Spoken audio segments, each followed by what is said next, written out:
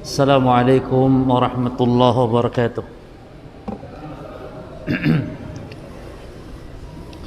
Innal hamdalillah nahmaduhu wa nasta'inuhu wa nastaghfiruh wa na'udzu billahi min shururi anfusina min sayyiati a'malina may yahdihillahu fala mudilla lahu wa may yudlil fala hadiya lahu wa asyhadu an la ilaha illallah wahdahu la syarika lahu wa asyhadu anna Muhammadan 'abduhu wa rasuluh sallallahu alaihi wa ala alihi wa ashabihi والتابعين ومن تبعهم بإحسان إلى يوم الدين وسلم تسليما كثيرا أما بعد.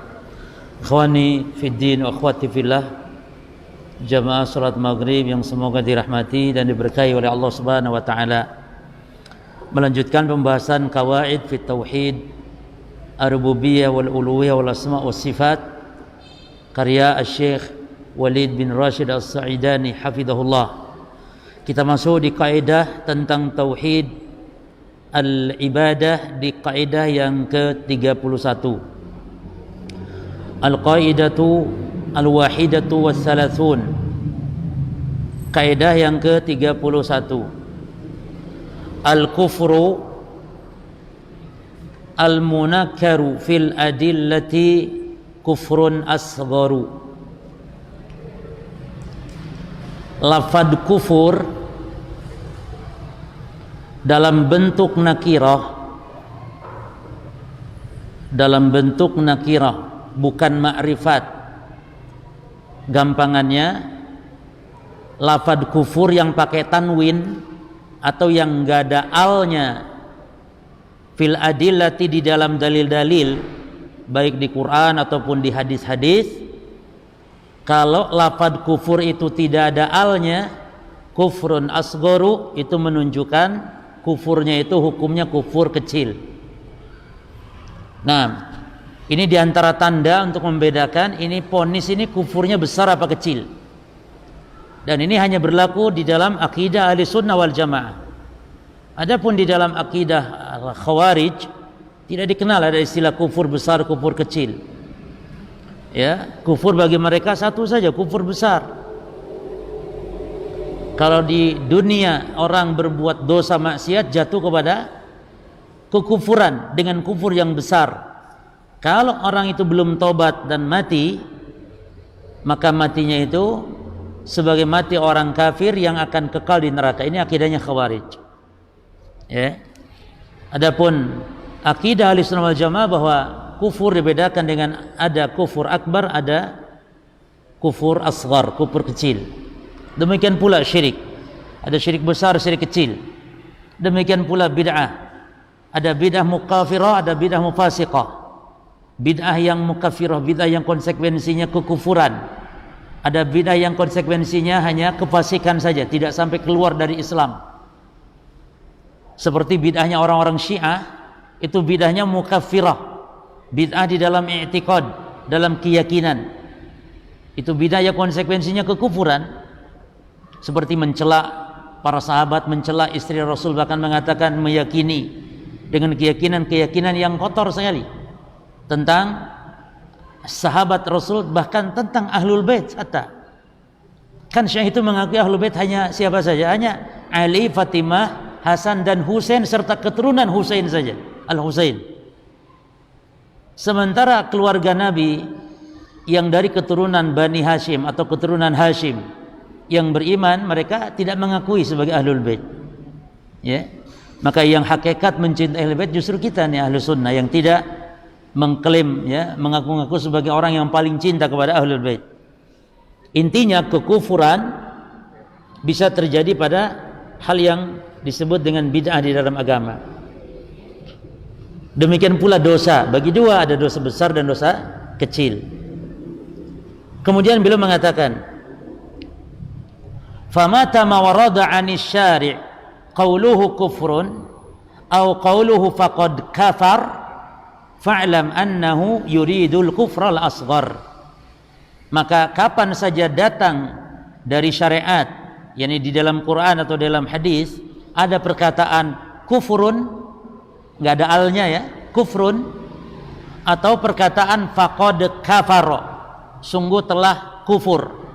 Fa'lam, maka ketahuilah, annahu, bahwasanya yang dimaksud dengan lafaz-lafaz tersebut al-kufr al-asghar, maksudnya kufur kecil. Kama fi sahihi Muslimin an Abi Hurairah radhiyallahu anhu, sebagaimana di dalam hadis Muslim dari sahabat Abu Hurairah, semoga Allah meridhoinya, qala, dia berkata, qala Rasulullah sallallahu alaihi wasallam, Rasulullah sallallahu alaihi wasallam bersabda, kata Nabi, isnatani finnas, ada dua hal pada manusia, huma bihim kufrun, yang dua hal ini kufur hukumnya. Kalau dua hal ini ada pada manusia, maka dua hal ini kufrun, ada tanwinnya. Apa tadi kaidahnya?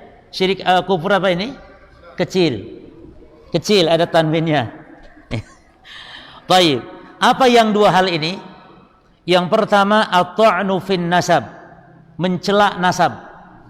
Jadi mencela nasab itu kekufuran, namun besar apa kecil? Sesuai kaidah berarti dia kufurnya kufur kecil. Nah, wan niyahatu 'alal mayyit, dan meratapi mayit, menangisi dengan berlebihan sampai merobek-robek baju, menampar-nampar pipi, atau mengucapkan kata-kata yang tidak diridhoi oleh Allah. Itu namanya niyaha. Adapun menangis boleh, menangis tangisan yang sedih, menunjukkan kesedihan boleh, sebab Rasul SAW sendiri menangis ketika wafat putra beliau Ibrahim, menangis. Namun an-niyaha, meratapi mayit, ini berbeda, ya. Nah, an-niyaha ini kufur kata Nabi, namun sesuai dengan kaidah bahwa ini adalah kufur kecil.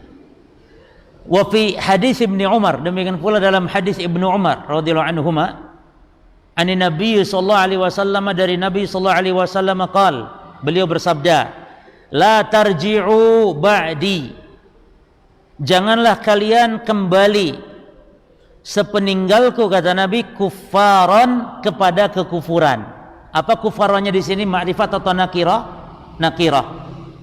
Kufaran ada tanwinnya, bukan, tidak ada alnya. Nah, kufaran. Yadribu ba'dukum riqaba ba'din, yakni kalian saling memenggal leher-leher kalian, yakni kalian saling bunuh. Nah, saling bunuh ini kufur. Nabi mengatakan kufur itu. Tapi kufur besar apa kecil? Membunuh itu kufur kecil. Ya. Membunuh kekufuran, namun dia kufur yang kecil. Ini diantara tanda, jemaah.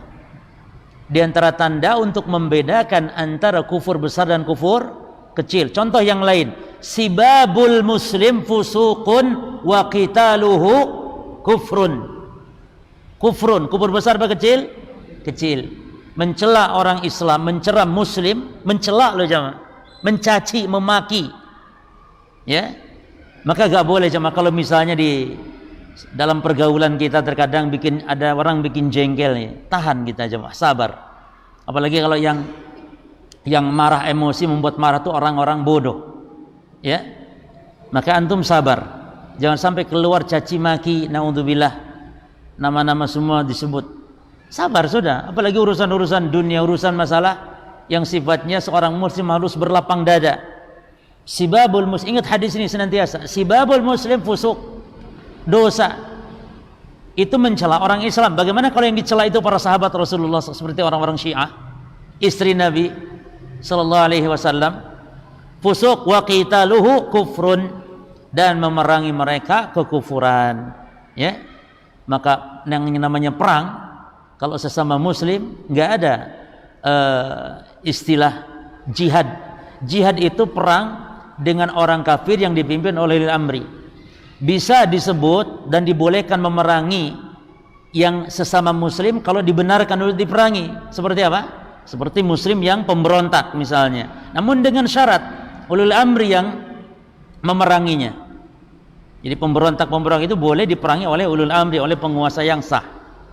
Nah, wa kama fi hadis Jarir, dan juga sebagaimana pada hadis, dalam hadis Jarir bin Abdullah radhiyallahu anhu, anin Nabi sallallahu alaihi wasallam qaal, dari Nabi sallallahu alaihi wasallam beliau bersabda, ayyuma 'abdin abaqa min mawalihi faqad kafar.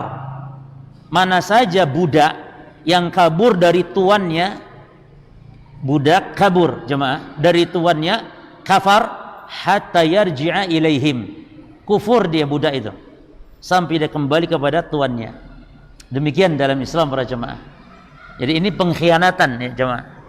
Jadi budak itu ya harus bersabar dia sebagai budak sampai dia kalau mampu boleh melakukan mukatabah, boleh ngutang kepada tuannya untuk menyicil, boleh ya, dan boleh budak itu minta bantuan, mungkin dibantu mukatabah, dan Allah menjanjikan akan memberikan pertolongan kepada budak yang dalam rangka mencicil untuk membebaskan dirinya. Makanya dalam Islam itu tidak menyetujui adanya perbudakan jemaah. Buktinya banyak yang namanya kafarat itu ya, yang mana kafarat itu dengan cara memerdekakan budak, dan banyak anjuran-anjuran memerdekakan budak karena sangat luar biasa pahalanya. Jadi Islam tidak menyetujui. Baik, kenapa dalam Islam ada perbudakan? Islam tidak pernah mengadakan perbudakan, tapi budak sudah ada duluan. Sudah ada duluan, maka Islam mengatur tata caranya. Di dalam Islam perbudakan hanya satu saja jalannya, yaitu dengan cara apabila perang dengan orang kafir, lalu orang kafir meninggalkan harta, meninggalkan yakni budak mereka atau orang-orang mereka bisa dijadikan budak dalam peperangan. Dan itu pun sangat dimuliakan dalam Islam. Budak itu tidak boleh didolimi, nggak boleh dipekerjakan dengan berat di luar kemampuannya. Bahkan Nabi memerintahkan kita kepada budak, kalau punya budak itu untuk makan bareng, berpakaian juga dikasih. Yani dimuliakan, dihormati. Beda dengan budak-budak yang ada di tangan orang kafir. Ya, taib. Maka orang yang berusaha melunasi diri atau membebaskan diri dengan cara utang, itu mukatabah, ya, Allah akan membantunya. Kata Nabi, salasatun haqqun 'alallahi 'aunuhum. Ada 3 golongan manusia yang berhak mendapatkan pertolongan Allah. Siapa yang pertama? Kata Nabi sallallahu alaihi wasallam, an-nakihul ladzi yuridul afaf. Yang menikah, yang tujuan nikahnya menjaga kehormatannya. Allah akan bantu dia, Allah akan beri pertolongan. Ini isyarat, mafhumnya berarti bujang-bujang lapuk itu tidak akan ditolong oleh Allah. Maka tidak ada jalan untuk mendapat pertolongan dengan cara kawin jemaah. Jangan senang menjomblo. Demi Allah, manusia paling merana di muka bumi para jomblower. Dia hidup sendiri, makan sendiri, apa sendiri jemaah. Yang kawin itu jemaah memberi jimanya dengan istrinya sedekah. Memberi sesuap makan kepada anak istrinya sedekah. Hatta ma taj'alu fi imra'atik, sampai apa kau suapkan ke mulut istrimu, kata Nabi, itu sedekah. Yani pahala semakin berlipat bagi orang yang telah menikah. Makanya menikah juga dalam rangka menyempurnakan agama. Para jomblo tidak akan sempurna agamanya, sehingga dia betul-betul dengan cara menikah jemaah. Dia yang ahli ibadah tapi jomblo, sempurna tapi separuh. Dengan menikah sempurna total.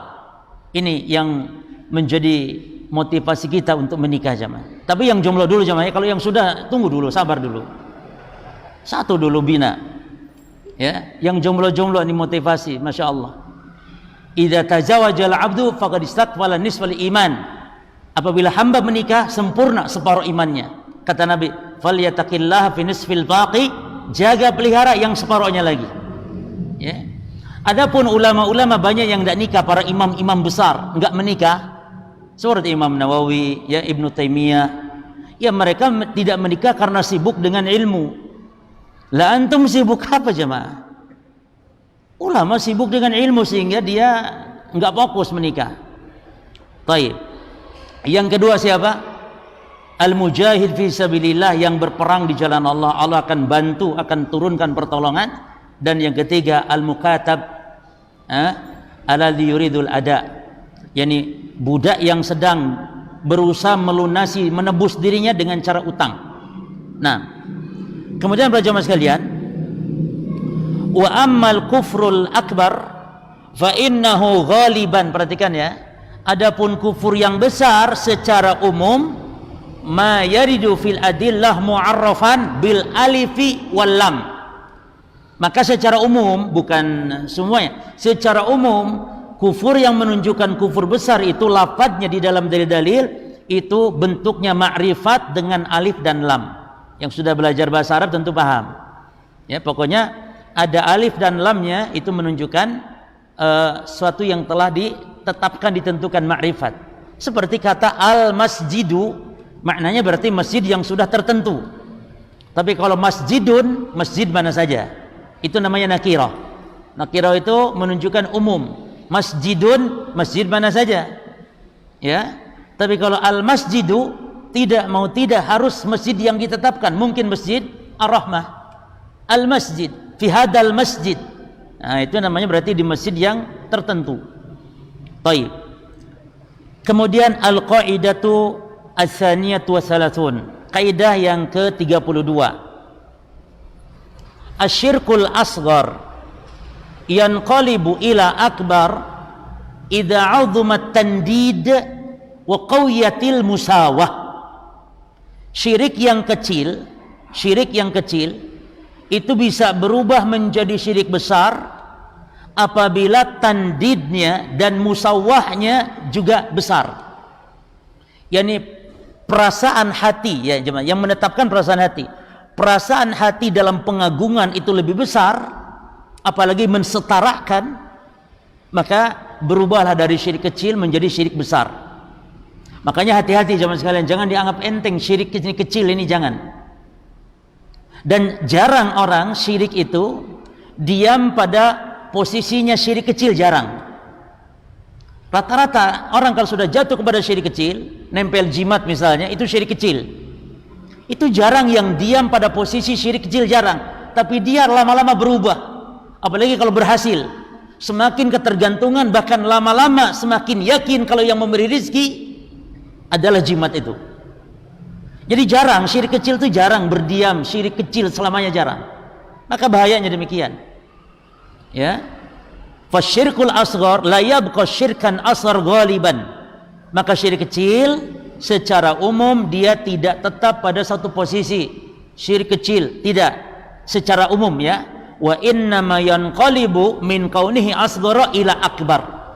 Namun dia akan berpindah, berubah, yang asalnya kecil dia menjadi besar. Tergantung apa? Tergantung hatinya.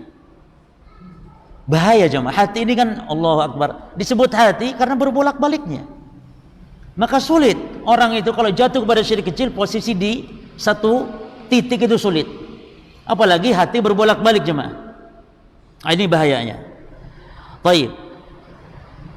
Kaidah berikutnya, al-qaidatu ats-tsalats watsalasun. Kaidah yang ke-33. Berbicara tentang sihir. As-sihru bil haqiqati syar'iyyati la yakunu illa kufran akbar. Perhatikan, sihir, kalau yang dimaksud hakikat sihir secara syar'i, syariat, maka hukumnya tidak ada kecuali satu hukum saja, yaitu kufur besar. Jadi nggak ada sihir itu yang kufur kecil. Tidak ada. Ingat tadi syaratnya sihir yang disebut sihir secara hakikat oleh syariat. Berarti sihir itu ada dua macam. Gimana? Sihir ada dua macam. Ditinjau dari bentuknya. Yang pertama, sihir secara istilah syar'i. Dan yang kedua, sihir secara istilah logawi, secara bahasa.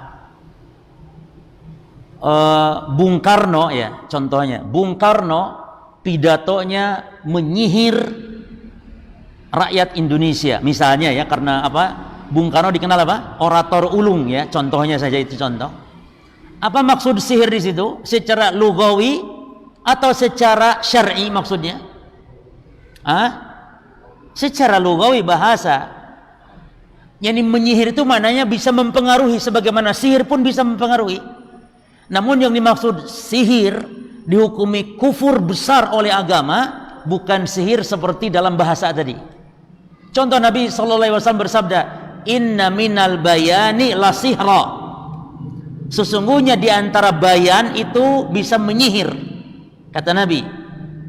Apa itu bayan? Bayan ada dua macam jemaah. Bayan itu omongan biasa, yakni mujarrad al-kalam, dan yang kedua al-fusahah wal balaghah. Makna bayan yang kedua yakni berbicara dengan fasih, berbicara dengan balaghah dalam bahasa Arab ya. Sama di kita pun di Indonesia, cuman bahasa Arab tentu lebih menunjukkan, yakni bahasanya mendalam, sehingga dengan bahasa itu bisa menyihir orang yang mendengarnya. Nah, itu menyihir dengan ucapan seperti itu disebut sihir juga, namun bukan itu yang dimaksud kufur besar. Jelas ya, ya? Termasuk namimah. Allahu Akbar. Namimah itu Nabi menyebutnya sihir dalam hadis. Namimah, adu domba jemaah, sihir. Bahkan Yahya bin Katsir rahimahullah ta'ala mengatakan dampak buruk dari namimah, mudaratnya dari namimah terkadang akbar min mudarat bisabab sihir. Dampak buruk dari namimah itu terkadang lebih besar, lebih dahsyat dari dampak buruknya apa? Sihir. Kalau sihir kadang bisa berdampak buruk, waktunya kadang bisa 1 tahun misalnya.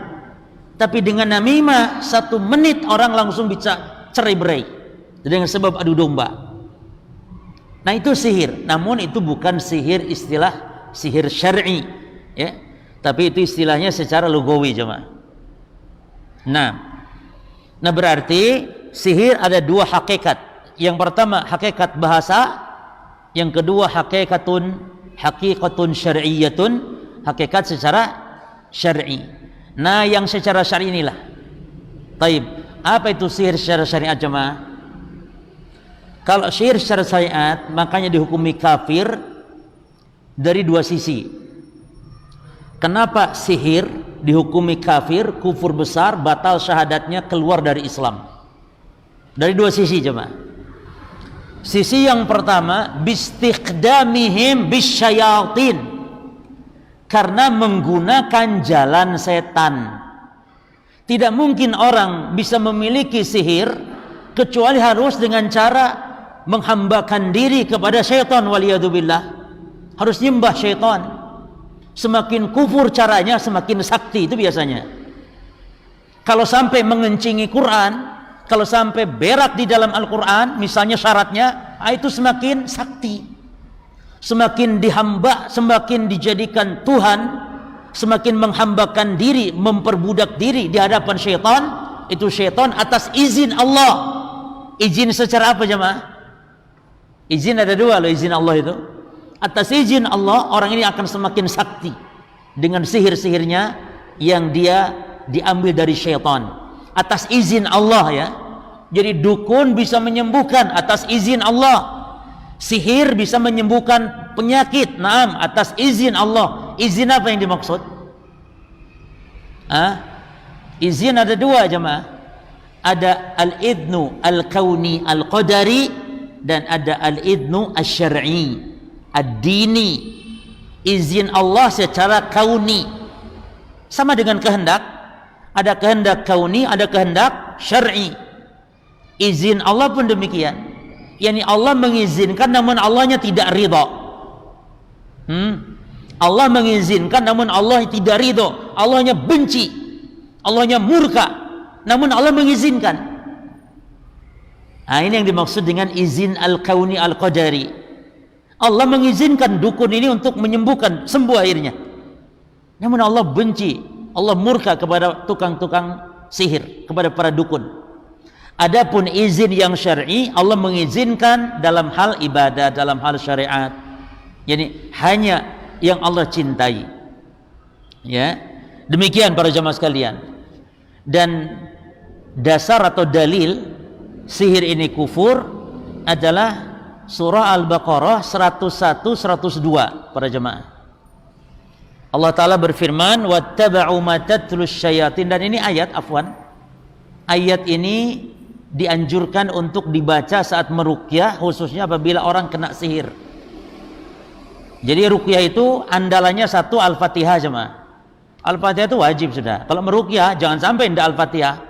Bahkan surat Al-Fatihah dinamakan suratul ruqyah. Dinamakan ruqyah. Bahkan sahabat itu kalau meruqyah tidak dengan macam-macam. Kalau kita sudah berbagai macam surat, nggak mempan-mempan jemaah. Sahabat lo Al-Fatihah halas langsung. Maka kita pun meruqyah, tidak usah antum. Ruqyah itu gampang, semua orang bisa, tinggal baca kepada orang sakit. Apa susahnya?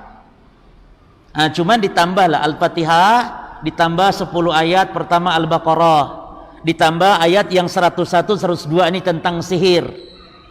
Nanti Al-Mu'awwidzat tuh, Al-Falaq, An-Nas, kemudian Al-Ikhlas, ya. Lalu dari hadis-hadis Nabi sudah cukup, itu saja. Maka antum kalau nggak bisa meruqyah, misalnya nggak banyak hafalan, ya sudah Al-Fatihah diulang-ulang, Ayatul Kursi, ya. Lihat di sini ayatnya, kata Allah, wattaba'u ma tatlu syayatinu ala mulki Sulaiman, dan mereka mengikuti apa yang dibaca oleh setan-setan pada masa Nabi Sulaiman, kerajaan Sulaiman alaihissalam. Perhatikan lafaznya, kata Allah, wa ma kafara Sulaiman. Sulaiman itu, Nabi Sulaiman itu tidak kafir karena dituduh Sulaiman mempelajari sihir. Kata Allah, Sulaiman tidak kafir, walakinna syayatin, tapi setan yang kafir. Kafaru yu'allimunan nasa sihra. Kenapa kafir setan-setan? Karena mengajarkan manusia sihir. Semata-mata belajar dan mengajar, Allah sudah hukumi kafir dia. Masalah sihir ini. Namun syaratnya tadi sihir yang mana jemaah? Sihir yang syar'i, dalam istilah syar'i yaitu apa? Yaitu mantra-mantra yang bisa berpengaruh ya kepada jasad, badan dan akal, bahkan bisa mematikan melalui cara-cara syaitan. Yang dimaksud. Adapun sihir termasuk dari segi alatnya ya, ada sihir yang dia bukan dengan cara-cara syaitan, tapi dengan cara obat-obatan tertentu, termasuk yang bisa membuat orang tidak sadar dengan cara dibius misalnya. Maka sebagian ulama, bahkan mayoritas ulama, termasuk yang namanya sya'wadah, itu seperti sulap-sulap begitu, mayoritas jemaah ulama itu menghukumi juga sihir secara umum, karena di dalam ayat dan hadis-hadis tidak dirinci. Jadi itu pun termasuk. Namun dalam mazhab Syafi'i, dan insyaallah taala pendapat yang kuat mazhab Syafi'i ini, bahwa sihir melalui obat-obatan seperti itu tidak termasuk kepada sihir yang dihukumi kufur, namun berdosa tentunya. Ya. Seperti sihir-sihir misalnya hipnotis yang tidak menggunakan setan, tidak manggil jin, tidak cara-cara dengan minta bantuan jin, setan. Maka seperti itu juga kalau mayoritas ulama menghukumi sihir yang kufur hukumnya. Namun madhab Syafi'iyah, sihir-sihir seperti itu seperti gendam jemaah ya. Gendam itu kadang-kadang orang diajak bicara, dibuat ya dialihkan itu pikiran dan semisalnya dengan cara keahlian berbicara. Maka kalau madhab mayoritas ulama sihir juga, tapi dalam madhab Syafi'i, dan ini yang kuat insyaallah, dalam mazhab Syafi'i dia termasuk sihir yang hukumnya kufur, obat bius dan semisalnya. Nah, maka Allah menjadikan di sini semata-mata belajar sihir dihukumi kufur, wa zandaqah, Allah hukumi dia zindiq, wa riddatan, dan murtad dari Islam. Di dalam ayat itu juga Allah mengatakan, wa ma yu'allimani min ahadin, dan Harut Marut, dua malaikat yang Allah jadikan sebagai batu ujian bagi manusia, sehingga Harut Marut itu malaikat yang mengajarkan sihir jemaah. Namun malaikat ini tidaklah mengajarkan min ahadin, dari seorang pun, hatta yaqula, sehingga kedua malaikat Harut Marut ini mengatakan, innama nahnu fitnah, kami ini hanya ujian, fala takfur, jangan kalian berbuat kufur dengan belajar sihir tersebut. Jadi ayat-ayat semacam ini menunjukkan kekufuran orang yang belajar sihir. Ada dalam ayat yang sama, jadi ada beberapa pendalilan ya, bukan satu, dari satu ayat. Di antaranya firman Allah yang lain, orang yang berbuat sihir itu disebutkan di dalam ayat ini, malahu fil akhirati min khalaq, kata Allah. Mereka di akhirat tidak mendapatkan khalaq. Nah, khalaq ini nakirah. Dan di dalam ilmu balaghah, di dalam bahasa Arab, kalau nakirah ada di dalam konteks kalimat negatif, kalimat penafian, itu menunjukkan umum, total, seluruhnya. Maka di sini, nah disitulah kalau kita belajar bahasa Arab bisa memahami apa yang dimaksud dengan mereka di akhirat tidak mendapatkan khalaq, tidak mendapatkan bagian. Nah, ketika bagian ini, khalaq ini di akhirat menggunakan lafadznya dengan nakirah, sementara konteks kalimatnya negatif atau nafi, kita tahu dalam kaidah bahasa Arab menunjukkan keumuman. Berarti sekecil apapun orang ini tidak mendapatkan bagian di akhirat, tidak masuk surga itu sama sekali. Paham ya? Kalau mendapatkan bagian walaupun sedikit, maknanya bisa jadi dapat surga walaupun sedikit.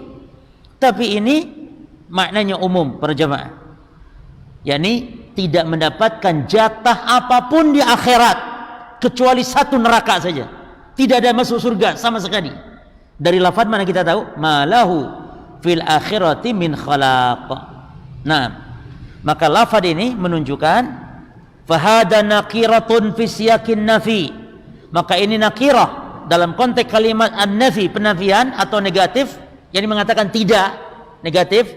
Maka fala yutlaq hadza illa fi haqqil kafir al-kufral akbar. Maka tidaklah ini ditujukan karena nakirah tadi kecuali kepada orang kafir dengan kekufuran yang besar. Nah, adapun orang yang mati bukan karena atau tidak membuat dosa sihir, maka masih ada harapan diampuni oleh Allah Subhanahu wa taala. Taib, para jamaah sekalian, sihir menurut ahli sunnah ditinjau dari pengaruhnya ada dua. Yang pertama hakiki sihir itu, dan ini berbeda dengan akidah kaum Mu'tazilah. Kaum Mu'tazilah itu banyak mengingkari urusan-urusan akidah yang menurut dia nggak masuk akal, seperti mereka mengingkari yang namanya karomah. Diingkari oleh mereka karomah karena nggak masuk akal, ya. Lalu kata mereka, kalau ada karomah, lalu apa bedanya dengan mukjizat? Ya, kita katakan lo gampang saja. Kalau mukjizat munculnya datangnya dari siapa? Nabi dan Rasul. Adapun karamah datang dari siapa? Ahli tauhid, ahli sunnah, orang-orang saleh. Kalau karamah datang dari ahli bid'ah, apa namanya? Ahli bid'ah, tapi bisa berjalan di atas air. Kata Syafi'i, itu namanya goromah. Jadi ada karamah, yakni keluar biasaan yang muncul dari orang yang bertakwa. Apakah ahli bidah disebut bertakwa, jemaah? Ahli bidah itu pelaku maksiat, jemaah. Makanya saya katakan ahlu taqwa itu ya ahli tauhid, ahli sunnah, harus ini syarat ini. Orang saleh itu harus begitu. Tapi Ustaz, ana selama ngaji sunnah kok enggak pernah ya kok dapat debat karomah. Ya, karomah itu memang kalau dibutuhkan saja, jemaah. Ya alhamdulillah, kalau tidak dapat maknanya berarti tidak butuh. Karamah itu dibutuhkan ketika untuk menguatkan iman. Makanya kenapa di zaman sahabat jarang sekali muncul karamah, padahal sehebat bagaimana itu yang namanya Abu Bakar, Umar. Tapi jarang, justru muncul karamah-karamah di masa setelah tabi'in. Mungkin di zaman kita, ya, jadi keluar biasaan, namun muncul dari orang yang bertakwa. Bedanya dengan goromah, kalau karamah tidak bisa dipelajari, tapi kalau karamah persis sihir, bisa dipelajari.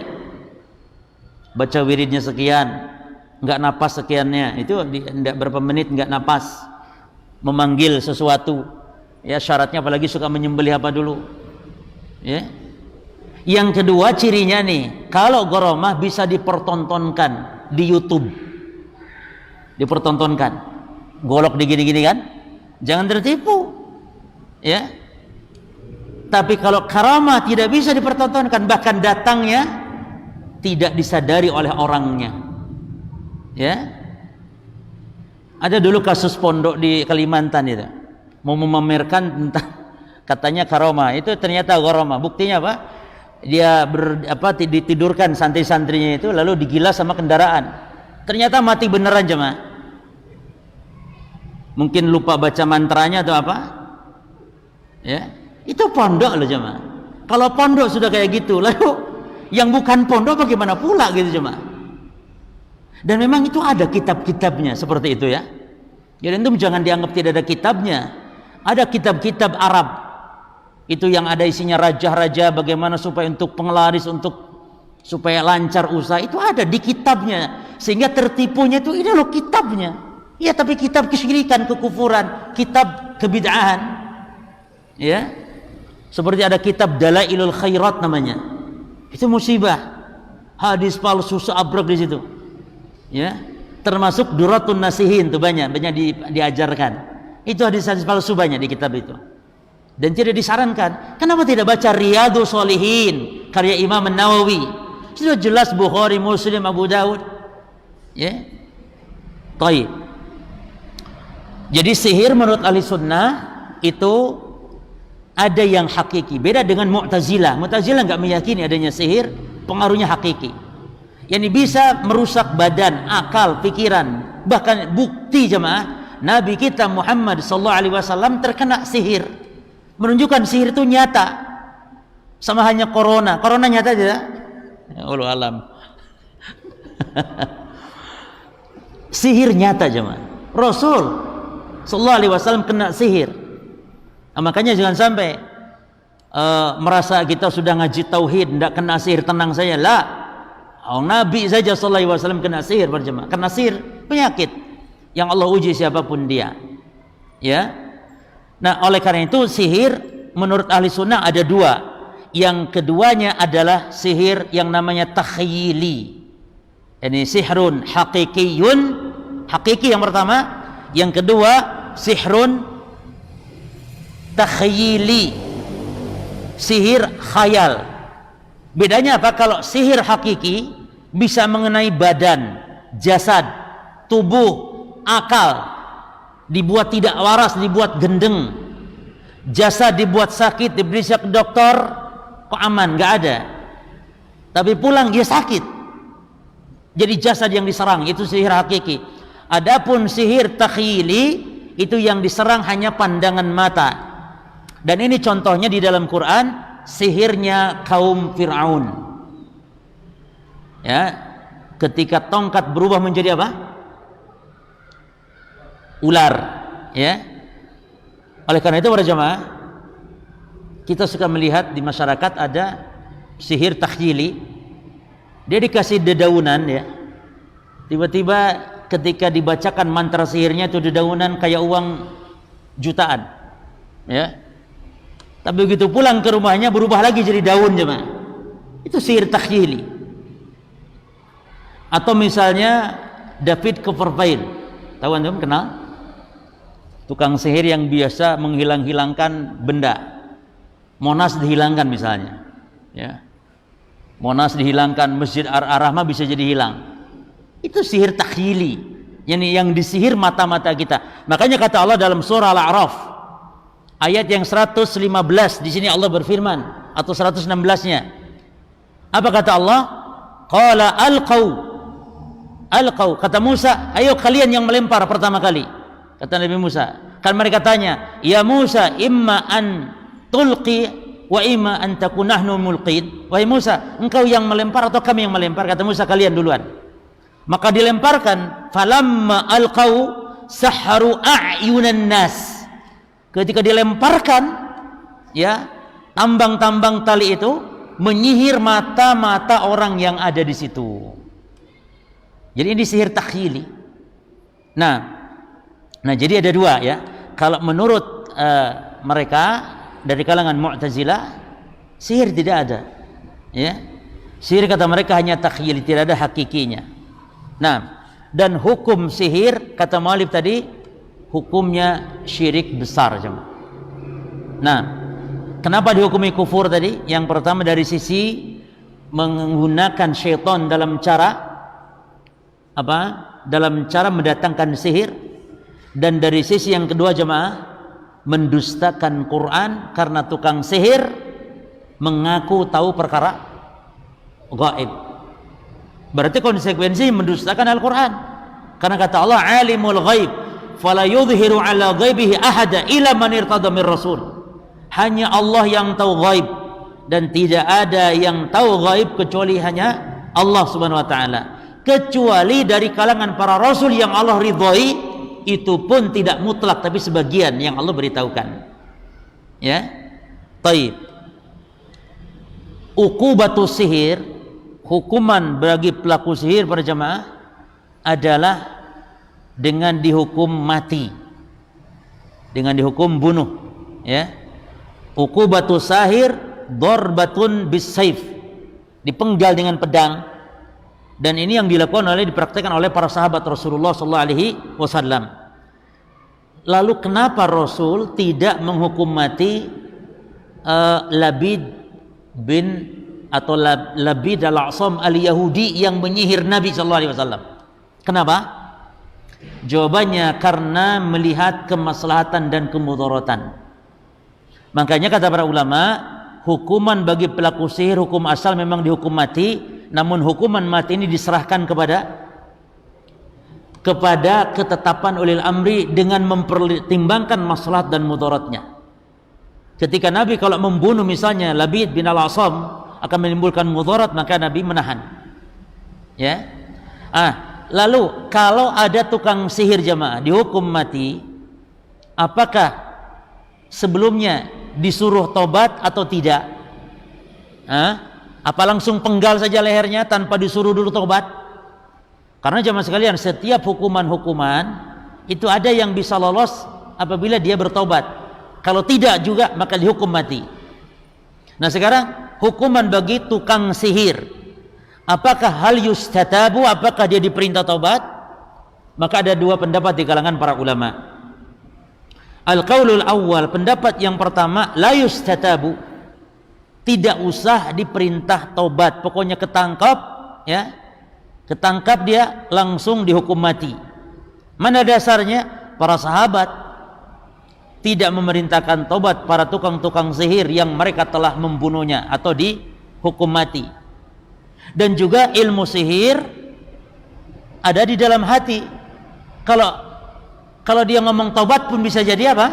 Ilmunya tetap dia ada. Sehingga pokoknya tukang sihir itu ditangkap langsung dibunuh saja. Ini pendapat pertama para jemaah. Ya. Dan ini madhab siapa yang mengatakan tidak usah disuruh tobat? Ini madhab Maliki, Imam Malik. Wal masyhur fi madhabi Ahmad. Demikian pula di sebagian pendapat di madhabnya Imam Ahmad, madhab Hambali.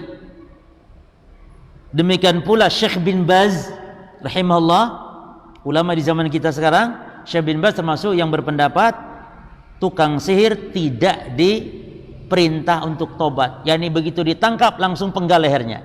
Tapi penguasa tentu tidak boleh setiap orang membunuh berkaitan dengan masalah menghukum. Pendapat yang kedua, al-qaulus tsani yustatabu, tetap saja diperintah dulu bertobat. Kalau tobat dia misalnya, ya tobat saya sadar tidak akan jadi lagi tukang sihir, maka lepas, tidak dihukum. Nah masalah urusan hatinya, ya ini kita serahkan kepada Allah Subhanahu wa ta'ala. Ya, karena pada hukum asalnya tukang sihir ini langsung tidak dihukumi dengan syirik gitu. Pada hukum asalnya dia kan hanya mengaku perkara gaib, minta bantuan apa? Minta bantuan setan gitu kan. Dari sisi itu dia kufur. Nah, sementara orang musyrik saja disuruh tobat begitu, dan diterima tobatnya, maka tentu tukang sihir derajatnya lebih rendah, lebih pantas untuk diberi apa? Diberi kesempatan bertobat. Dan ini madhab Syafi'iyah. Madhab siapa? Madhab Syafi'iyah. Dan ini pula yang dipegang oleh Syekhul Islam Ibn Taimiyah rahimahullahu ta'ala. Azan masuk? Fadhal azan dulu ya.